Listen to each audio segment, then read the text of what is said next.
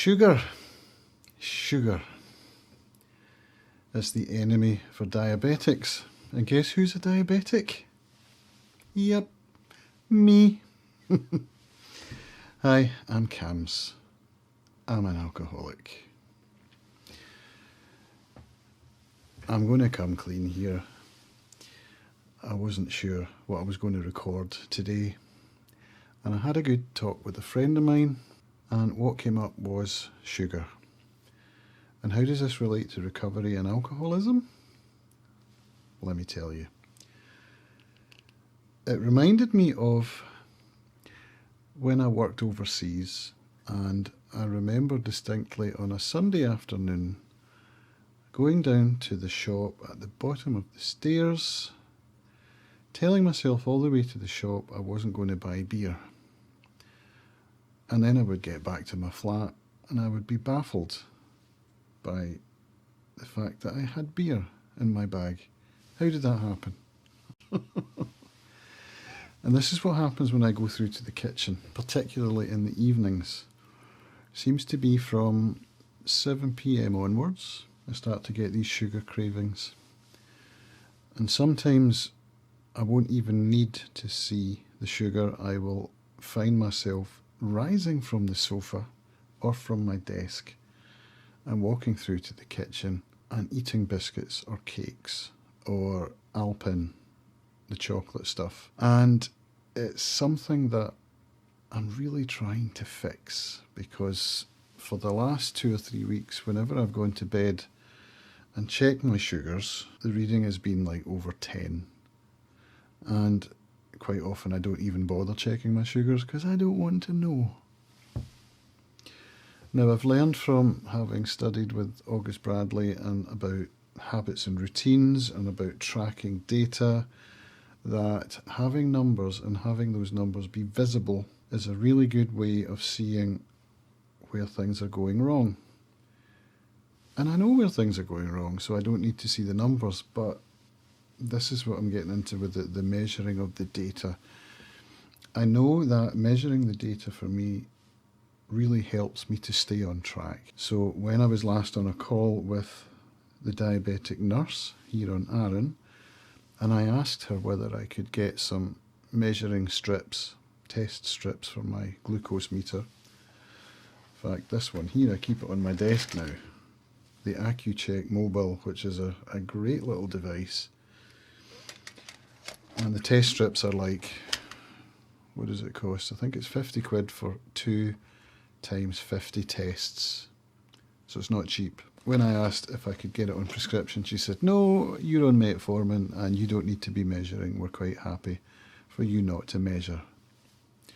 So I'm basically having to fork out myself, which is fine. You know, I want to be healthy, so what's the point in spending all that money and then taking measurements that I know are going to be sky high because I've been misbehaving? Well, this is the point. If I've got those measurements in a spreadsheet or on my Notion page, I can see them.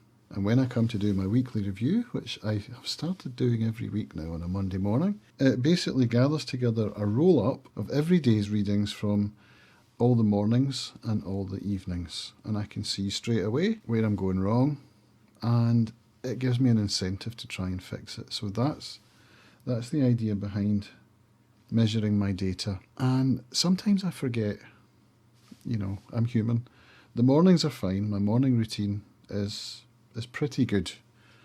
It's the evenings when I'm tired and I've been on my computer and it's 10:30 and I've set myself a curfew of 10 to turn my screens off, and then it gets to 10:30 or it gets to 11. Well, I'm still on the computer. I'm like, and then I'm just like, shut down time. I forget to take my readings. Now, the recovery angle, the alcoholism angle. Okay, so I'm not drinking alcohol.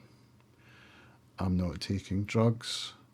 I'm not being abusive to anybody. But the behaviour, it feels exactly like alcoholic behaviour. And this is something that I'm really trying to understand with mindset, with habits and routines. Why is it that one of my goals in life is to play guitar, is to retire happy with enough health and enough time to enjoy playing guitar and reading and spending time with my wife, watching movies, retirement.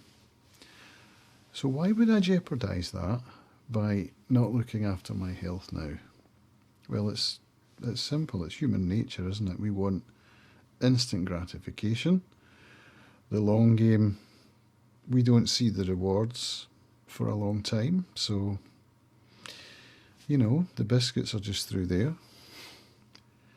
And I get instant gratification. But do I?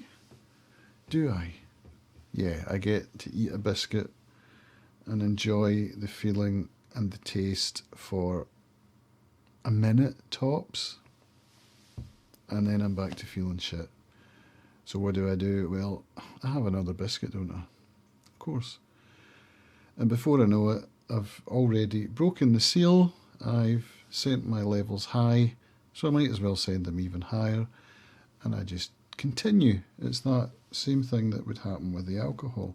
Now, I know that it says in the big book of AA that alcohol or alcoholism is a physical allergy, right? And I know that I have experienced that craving, and there's nothing quite like that feeling of craving alcohol.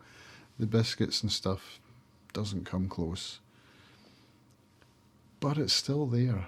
The craving of having had one, leading to another, to another, to another. Which makes me think of the Pringles advert when they had that slogan, once you pop, you can't stop. Like, that's a good thing. I don't know if they'd get away with that kind of slogan now, given the current knowledge levels about eating junk food, etc. I don't know why. I just can't seem to get on track with the good habits. And every morning when I sit down and I open up my Notion daily tracker, one of the questions it says to me is, what would make today great? So the idea is that you pick one thing that you want to achieve, right?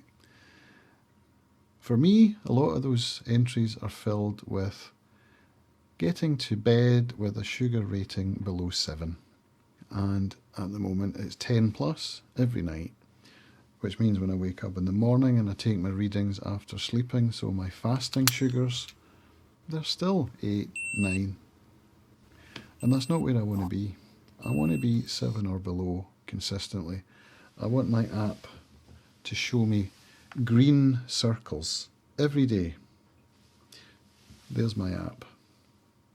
Is it going to focus? Red, orange. There's one green, the rest are red and orange. So I need to fix this. And so it was really nice to have a chat with my friend today, and she suggested some ideas that I'm going to look into. Changing my eating habits a little bit, changing my mindset a little bit by actually coming up with something else to do when those cravings kick in, such as walking the dogs.